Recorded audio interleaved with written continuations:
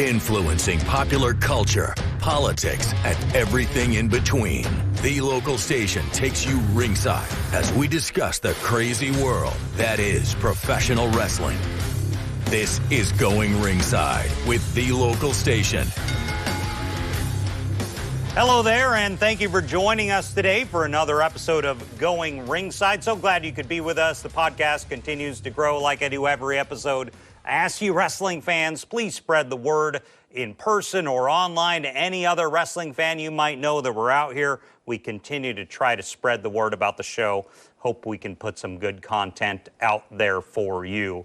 Had a real good positive response last week from the show with Ken Shamrock, which was a lot of fun. You can go back and watch it. It's episode 8, where he talked to us all about, who the, who the real tough guy wrestlers are, that he got injured more in pro wrestling than he did ever in UFC, which is interesting. He said it's a much more grueling schedule in wrestling. He talked about the dream fight with Brock Lesnar. Go back to episode 8 if you want to hear all that from Ken Shamrock. So today, we've talked about wrestling, the wrestling business, and different wrestlers and all that. But today we got to talk about something maybe a little more serious, and that is some actual criminal filings. And that involves Ted Dibiase Jr. Right here is the federal indictment of Ted Dibiase Jr. for a very complex fraud scheme that the state of Mississippi uncovered now that the Department of Justice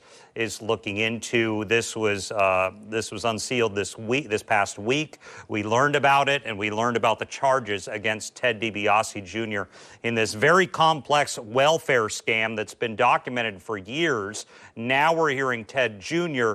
That he could face some very serious jail time. Some speculate at a maximum, which is unlikely, 80 years in prison. So there's some serious stuff going on out there. This is a complex, major fraud case. Some have said the biggest one in the history of the state of Mississippi, involving welfare funds. Other notable names who have been brought up in this: $1 Million Man, Ted Dibiase, not criminally charged at all, but he has been involved in some civil suits and had to pay back some money. NFL legend Brett Favre, also not charged, but the same, involved in some civil lawsuits. And Ted's brother, Brett, who did plead guilty to some lesser charges late last year. So we're going to break down what this is. A little later in the podcast, we're going to be talking to a defense lawyer who specializes in this type of stuff with Plata Shot Law. Belkis Plata is her name. She'll join us a little later in the podcast. She's based here in Florida to analyze what this is. She's not affiliated with this case, but she's going to help us analyze this. We're going to hear a quote from Dibiase's lawyer here. We're also going to hear what Virgil has to say. $1 Million Man Ted Dibiase Sr.'s old on-camera bodyguard. He's even tweeting about this, and Ted Sr. is also tweeted about this as well, with a tweet that he later took down, but we were able to see it, and we'll bring that for you today. It's just a complex story. So what happened was, there are different types of funds in the state of Mississippi. I'm reading from the Justice Department news release they put out on this. One is the Emergency Food Assistance Program, which is called TFAP, and then the other one, which I've heard of, is called the Temporary Assistance for Needy Families, TANF, which is welfare dollars for families who are very low income. There is an extremely high amount of low income people in the state of Mississippi. So welfare dollars are critical to so many families there. And that's what this was about. The misuse of funds from people who had access to them would get grants, and some of those grants went to Ted Jr.'s organizations that he ran now that he's out of wrestling. Ted Sr. has a mission organization that received some funds. He was asked to pay back, but not criminally charged. But Ted Jr. is. There's talk in this release that he used the money to buy things like, I'm reading from the release here, a vehicle, a boat, down payment on the purchase of a house, among other expenditures. Some pricey stuff. And they say that his organizations were given millions of dollars. So we're going to break that down. Before we do that, I want to get a little into who the Dibiases are as a family. They are a wrestling family, a long-time wrestling family, and have really been in the industry and the public eye for decades. So it really became nationally known as a family with Ted Sr., the $1 Million Man. Back in the 1980s, he was a second-generation wrestler. His dad had wrestled, and then Ted Sr. Was a good wrestler in the territory system. He would go back and forth between all the territories. He won titles. He really made a name for himself in the territory system. I remember as a kid watching him. I want to say it was an old UWF or Mid-South show that must have been on like an ESPN or somewhere on cable. And I saw this guy, Ted Dibiase, I want to say beat the one-man gang, which I couldn't believe it happened because Ted didn't have that uber bodybuilder physique, which people like Hulk Hogan did at the time, but Ted was a solid performer. So solid, Vince McMahon eventually brings him in the late 1980s. Right as we're kind of coming out of the Rowdy Roddy Piper, Iron Sheik, Nikolai Volkov, Big John Studd, they need to bring in new heels. They start bringing in guys like Ravaging Rick Rude, Jake the Snake Roberts, and the $1 Million Man, Ted DiBiase. Arguably, as an employee of WWF, maybe the greatest gimmick you could ever be given. Because consider what it was like to be a pro wrestler. It wasn't an easy lifestyle. It may have seemed glamorous on TV, but these guys are fighting for a living night after night and city after city. You have to travel all over, and maybe not great plane flights or rental car rides or whatever the case may be from town to town. Just a hard life. Well, Ted DiBiase, he essentially won the lottery when he joined because this was back in kayfabe when you had to keep the gimmick. And he was the $1 Million Man. So Vince McMahon couldn't hire a big heel named the $1 Million Man and have people out in public see him pull up in, a compact car and sitting in coach. That would ruin the gimmick. Kayfabe was really alive back then. So to do it, I've heard the stories that DiBiase would essentially be given the best service possible. Limo service, first-class planes everywhere. I remember watching an episode of Lifestyles of the Rich and Famous, if you remember that old show with Robin Leach, and they did a segment on $1 Million Man Ted DiBiase, in gimmick, in character, portraying him as this multi-million-dollar, very wealthy man. And they would, I think I've heard the story, I'm pretty sure they said they taped it at Vince McMahon's house, because Vince obviously had the large estate there, and you have Teddy there, and he looks like he's very wealthy. So it was great for him. And Ted was a very good heel. He would come he would flash his money. He had Virgil as his bodyguard there, kind of the sleeveless, big muscle guy, ready to take you down, very stoic, not saying much. Eventually, him and Virgil parted ways, and they feuded, which was a big thing for Virgil. That was the high point, really, of Virgil's career. And so Ted DiBiase, he does these things where he invites people on stage to say, I'll offer you $100 or whatever, $500 if you do this for me here, do some push-ups, do whatever. One of the most famous ones is he has a little boy, and this was a shoot. It was a real thing. They didn't warn the child or his parents ahead of time that what was going to happen. He said, little boy, if you dribble this basketball 10 times, I'll give you this money for your family.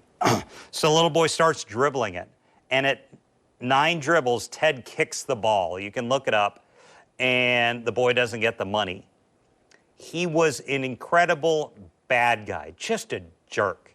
And that's what you want. That was his job, was to be a bad guy, was to be this arrogant, playing a multi-millionaire, wealthier and better than everyone. And Ted did a really good job with it. He eventually found himself in the heavyweight title picture, and I think it was called The Main Event. It was a NBC show for wrestling they did in the late 1980s after WrestleMania 3 with Hogan and Andre. Were in the main event, and I want to say it was the highest rated wrestling show in history. Like tens of millions of people. I think the highest rated NFL show was getting ratings like that. Wrestling had never seen ratings like that. I don't think they have since. And Ted was involved, and Andre won in a chaotic screw job on Hulk Hogan with twin referees. You look back at it if you want to read the whole story, but Ted bought the title, and he was just a very high-profile bad guy in WWF during that time. And so he did that for a while, and then eventually he continued the $1 Million Man gimmick. He started Money's Inc. with, ironically, being what we're talking about, Mike Rotunda as IRS, was his tag team partner, and always talked about paying your taxes. And here we are in the Dibiase family, caught up in this scandal here. So he does that, and then he starts the $1 Million Corporation with all his stable, and he's kind of gets out of active wrestling and gets into more of a managerial role. And then eventually he's the first manager for Stone Cold Steve Austin when he's the $1 Million champion, the ringmaster. And then eventually Ted leaves and he goes to WCW, and they call him, I think, Billionaire Ted. And he was kind of originally portrayed as the money man behind the NWO New World Order with Hogan, Hall, and Nash. Didn't last very long. DiBiase got out, and he was done. He eventually came back to WWF, WWE at this point in the 2000s, worked as a backstage guy, and he would be on camera on occasion because everyone knew DiBiase. He was known very much for his laugh, his evil laugh. He was so good at it. And he did this for a while, and Ted, at this point, starts to go through changes in his life because he had lived that hard wrestler life. It's just not a good place, and a lot of wrestlers, particularly in the 80s and 90s, will tell you it wasn't a good place. And he turned his life around, and he became a Christian minister. And he started a ministry called, I want to say Heart of David Ministries is, I think, what the name of it is. And he has become, since then, one of the most well-known evangelical preachers in the nation, which makes this controversy just an added element to it, that Ted DiBiase is a well-known, evangelical minister, and has been for several years right now. And it really talks about, in his testimony, his life in wrestling and how he was not living the Christian lifestyle there. So now he's involved, caught up in this. Once again, Ted DiBiase Sr., not charged with any crime, but he has had to pay back monies that were given to his charities by the welfare dollars in the state of Mississippi. Ted Jr., who is the source of this indictment, let's talk about him. Ted Jr. gets involved in wrestling, like his dad, in the latter half of the first decade of the 2000s, around 2008, 09, somewhere in there. And he joins a stable called, with Randy Orton and Cody Rhodes, and they start a stable that is a very strong stable where they are essentially showing that they're better than all the other wrestlers. They're called Legacy. I'm sorry, couldn't remember the name off the top of my head, but they were Legacy. And they had a very good run. They were kind of DiBiase and Cody Rhodes would follow Randy Orton's lead because he'd been there a while. And they had, I think, a several-year run as a very good heel stable. And then eventually Ted breaks away and goes out on his own. He eventually adopted his dad's $1 Million Man gimmick. His dad gave him the $1 Million belt looked like gold dollar signs with diamond plated all over the front. So it was exciting for him, he brings back Virgil, and Virgil is his bodyguard for a while. It's just ironic that he's playing this $1 Million Man character, and then here we are, years later. So he's there till around 2013, and then he leaves. And I think I've seen interviews where Ted Jr. was interested in somewhat of the ministry or giving back to the community, kind of like his dad did. And he started some organizations. Some of them are the names Priceless Ventures, LLC, and Familiae Orientem, LLC for social services. Familiae, spelled F-A-M-I-L-I-A-E. And so these are a couple of his companies. So between 2016 and 2019, there's a whole lot of controversy over Emergency Food Assistance Program and the Temporary Assistance for Needy Families Program from the Department of Human Services in Mississippi. And the director at the time is a man by the name of John Davis. There's a couple other co-conspirators who are, listed in these documents named Christy Webb and Nancy New. And they start distributing funds. Before we go on Dibiase, I want to mention real quickly Brett Favre, the legendary NFL quarterback. He's also been kind of tied to this, as I said, not criminally charged at all, but he did have money that was given. Some of it was used, or they say funneled, to help fund a volleyball court at the University of Mississippi where his daughter played volleyball. Kind of a volleyball arena. So that's been a whole controversy. You can look up the Brett Favre controversy. It's its own animal. If you're an NFL fan and want to know a little more about that, I think he's still fighting that controversy and that civil suit, once again, not criminal in nature. Ted Dibiase Jr., however, is criminal in nature. Once again, he's only been indicted. He has not been convicted, and he still will have his day in court coming up. So the people involved with these funds start funneling millions of dollars to a few places. The Family Resource Center of North Mississippi, Inc., and the Mississippi Community Education Center. And along the way, some of that money is funneled to Dibiase's ventures. And I want to read you kind of how they portrayed it in the Department of Justice news release they put out late this week when the indictment was released. Let me find it for you.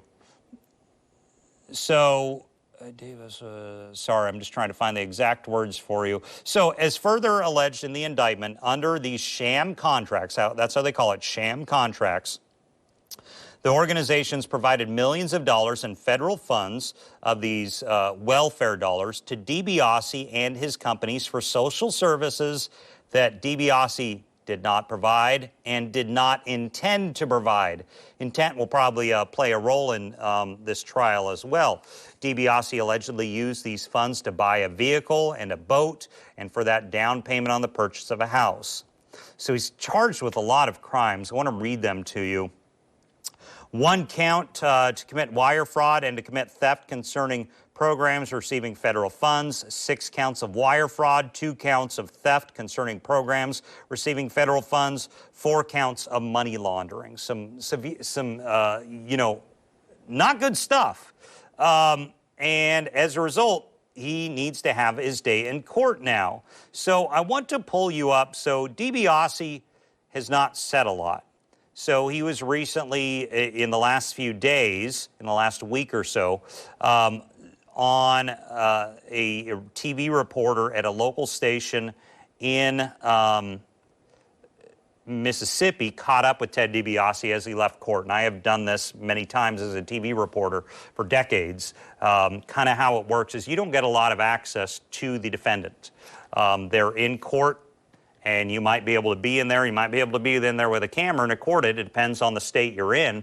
But you don't have the ability to interview them and ask them questions. They're not going to take calls from you. If you go to their house, they're not going to open the door. So really, there's one place a journalist can access a defendant, and that is the steps to the courthouse.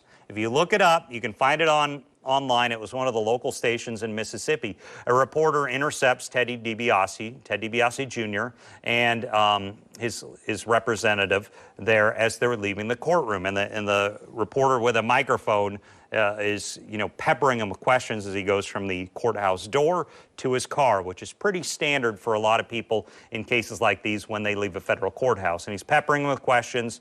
Dibiase did not answer any other than just say something along the lines of "Jesus loves you" multiple times, trying to put on a good face, because he likely knew that he was going to be hit with a camera when he walked out of the courtroom. A veteran defense lawyer would know that the media would be out there waiting on you, because it is a high-profile case in Mississippi for multiple reasons. 1, because of the mismanagement of government funds, and 2, because Dibiase is a public figure and high-profile in the state of Mississippi. So nothing comes out of it, but his attorney, Scott Gilbert, has had a lengthy statement released on multiple media outlets, and I want to read what he said to you. This is from my director. You can put them on the screen now, and I'll read them to you. After being forced to sit quietly for nearly 3 years while opportunists took unabated swings at Teddy and his family, Teddy now has the opportunity to fight back publicly.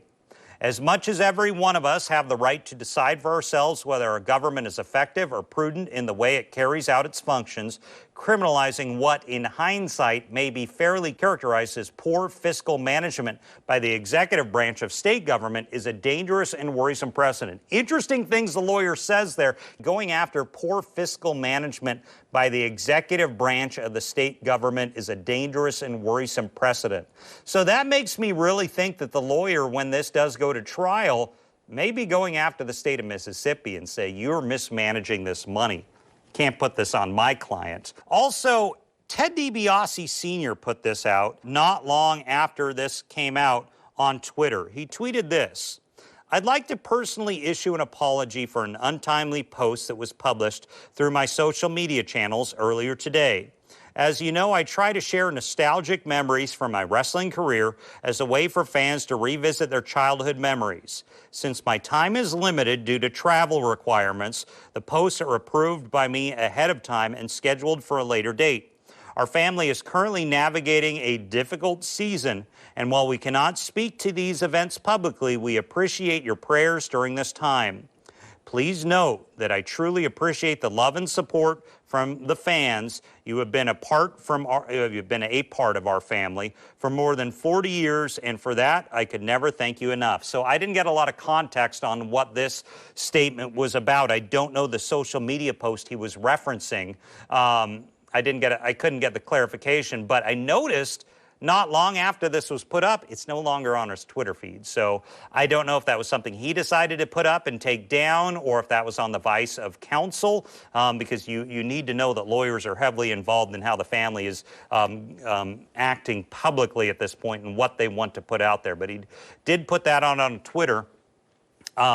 So that's kind of out there, and that's where this is at right now as we wait and see. So the indictment was handed down. Now it goes through the lengthy federal court process. And what could Dibiase face? Could he face the full 80 years? Will he get a much lower sentence as this goes on, as they work their way through the court system? I also wanted to know, because there's so many people involved in this case, could the federal government leverage Dibiase if he'll testify against others in this case? We'll have to see. I wanted to kind of get a better handle on this. So I sat down with a local defense attorney who knows a lot about these types of cases, Belkis Plata with Plata Shot Law here in Northeast Florida. We sat down and discussed this, what will happen going forward. Here's my interview with defense lawyer Belkis Plata, not affiliated with this case, as we discuss what is going on with this Dibiase indictment. Here you go. Okay, joining me now to help me break down this indictment is Belkis Plata with Plata Shot Law, based here in Florida. Belkis, thank you for joining us today. Happy to be here. Well, tell me a little about you've analyzed the story and kind of looked at this indictment with me. What can we take away from it right now? He's got multiple charges against him, Dibiase Jr. does. Yeah, so it appears that there was a scheme going on for several years between him and some of his close friends or associates, where they were falsely providing information to the government to obtain funds that were meant for some of our most needy people and using it for their own benefit. So this is a federal indictment. Obviously, it now needs to go to court, and we need to, he's innocent until proven guilty. Do the feds usually have a good conviction rate? Absolutely. The feds do an absolutely amazing job at investigating their cases, and they normally do not bring them to a grand jury for an indictment until they have everything that they need for a conviction. So his defense lawyer has put out a statement essentially saying, now my client gets to have his day in court and tell his side of the story. Obviously, he hasn't been able to say anything publicly, which would not be a surprise. I mean, is it feasible his defense counsel has a case here with such a large case with so many moving parts? I don't think so. I mean, I think it's pretty clear from what the indictment says about how they have taken all of these funds, and the fact that the federal government already has a couple of people that appear to be their allies who are going to be testifying. I don't see where the defense is really going to be able to get their client out of this one.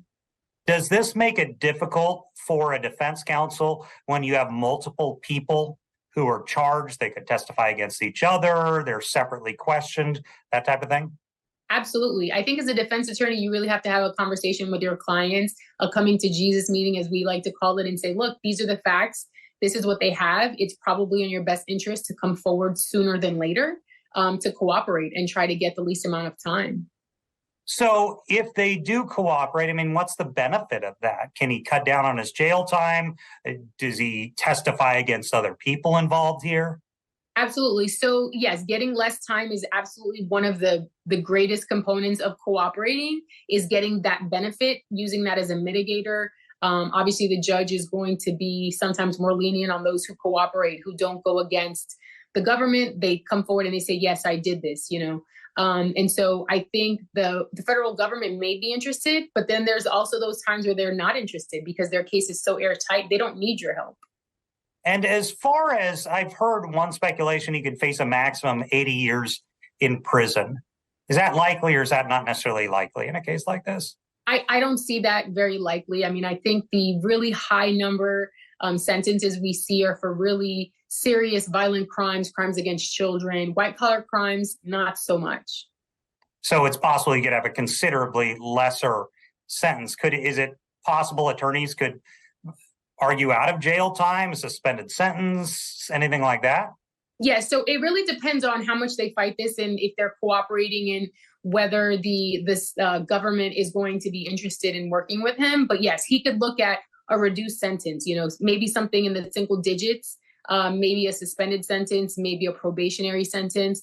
In these types of cases, they're really, really interested in getting that money back to get it to the right hands. And so if he's going to give up his house or give up money he has in banks, those are things that they're also going to consider.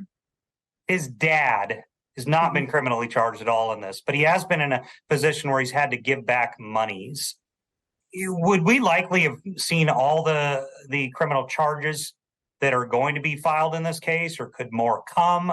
I mean, this is such a large, complex case. Sure. So from the indictment, it seems that these things happened many years ago. So I imagine that they have subpoenaed bank records and trying to figure out what ties people to certain funds, what people misappropriated their funds. So it's possible that we've seen everyone who's going to be indicted, but it's also possible that those cooperating witnesses could provide information to the government that they can then use to continue their investigation and bring more people into this indictment. With the volume of things that the feds are saying that he was spending this money on, possibly a boat and large ticket items, and this is a complex series of money moving around, I'm assuming he's not going to be able to plead ignorance. I mean, the feds will be able to prove that he knew what he was doing. Absolutely. I think the fact that some of these shell companies really were just created for the purpose of doing these things. There was a company he created, and the following day he got, $500,000 or something. And then you see that money being transferred from his business accounts to his personal accounts. So there's really no way he's going to be able to say, oh, I didn't see that $1 million come into my bank account, or that $500,000. That works. Belkis Plata with Plata Shot Law, based here in Florida. Thank you so much for joining us, Belkis. Thank you. Have a great day. So that was our discussion kind of on the legal. She said that Dibiase's lawyers could very well have to have a, quote, come to Jesus meeting with him about what they're going to have to do. She does not think the 80 years is going to happen. That wouldn't happen. Dibiase is 40 now, so you have to wonder if there is jail or prison time, how long that will last. I've covered a lot of federal trials like these. One that comes to mind was a congresswoman here in Northeast Florida who was on trial, and she was eventually convicted for a fraud case, went to federal prison for a few years. She was released early due to the pandemic. But the feds, I've seen most of the time, do have a pretty good record of being able to convict. Once again, the indictment, as they'll say at the bottom of this news release from the Justice Department, that this is only an allegation. He has not been proven guilty at this point. But I do want to go through the indictment, which, as I said, I got a copy of here. We'll put a link to this in our web article, which you can read right now at newsforjax.com if you're watching us on YouTube or listening to us on Spotify. We have an article on this at newsforjax.com where you will upload the entire indictment to that article and you can read it. But I want to read you some of the things in the section of the indictment called overt acts. So monies he took. So I'm just going to read these in order to you. On or about May 15th, 2018, FRC entered into a sham contract to Dibiase through Priceless. That was one of his organizations for approximately $500,000 purportedly for leadership outreach services for FRC. On or about May 15th, same date, made two payments totaling approximately $500,000 in federal funds to Priceless. The same day, made approximately $500,000 in federal funds to Priceless. Interesting that he uses the word the priceless. It still kind of plays up on that $1 million man, everyone's got a price wrestling gimmick. On that same day, Dibiase deposited approximately $1,020,000 in federal funds received from FRC and MCEC into a checking account at Bank Plus in the name of Priceless. On or about May 22nd, 2018, 5 days later, entered into a sham contract through Priceless for about $498,000 to assess the need for emergency food assistance. June 26th, 2018, the day after the formation of Familier in Wyoming, which was one of his organizations, FRC entered into a sham contract with Dibiase through Familier for approximately $1 million purportedly to create the RISE program to address needs of inner-city youth. On or about October 1st, 2018, they entered into a sham contract with Dibiase for approximately $250,000 purportedly for the delivery of services for MCEC, and that's obviously a violation. I want to go back to that line from their news release from the Department of Justice where where it says they provided millions of dollars for Dibiase and his companies for social services that Dibiase not only did not provide, but did not intend to provide. But as you heard from Dibiase's lawyer, pointing fingers in that statement at the kind of the mismanagement from the administrators of the state of Mississippi, because there are a lot of people involved here. So we'll have to see on the wrestling front.